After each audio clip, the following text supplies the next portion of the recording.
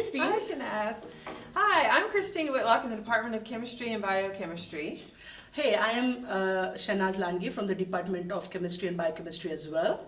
And we're excited to share with you some of the projects that we are working on in the OER realm.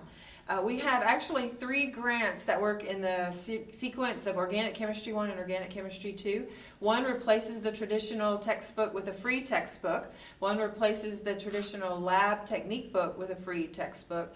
And then our 3rd grant project works on adding some free online homework questions and Lightboard videos. Yeah, and so today we are going to share some student successes, engagement, what we have done with the OER material. So if you ask me how we rate student engagement with the OER material, I feel we are doing fairly well, because before it was a bound textbook, it was costly, but having every material accessible to students, it has really helped in student engagement. And if we provide them additional supplementary material as well, it has become more accessible to students.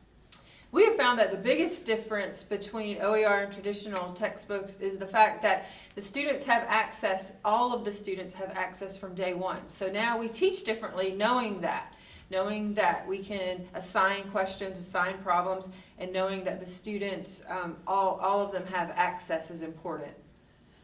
So Christine, what do you think about student success with OER materials?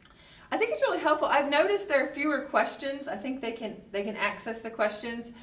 We sort of have a saying in our department, the first 100 problems that you do are the hardest. So now they have access to a large number of problems with answers that they can practice and work on in chemistry and organic chemistry specifically. And so I think that really helps them develop the practice that they need to do and know to access resources that can help them when they're out of the classroom. Yeah.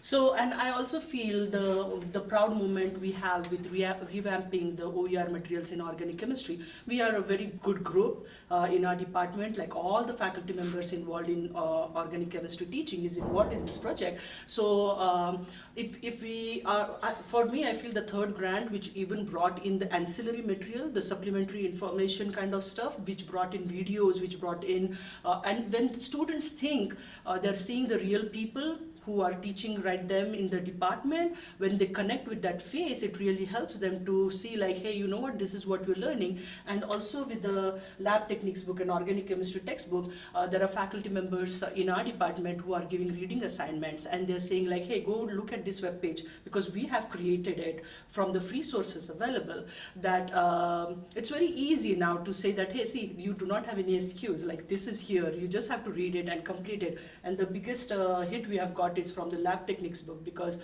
that was costly. Many students did not have access to it, but when now they're completing the pre-lab, they have accessible material, and so we feel this is going great. What do you think about and I think I'd add finally that we're most proud that that Organic 1 and Organic 2 are entirely inclusive.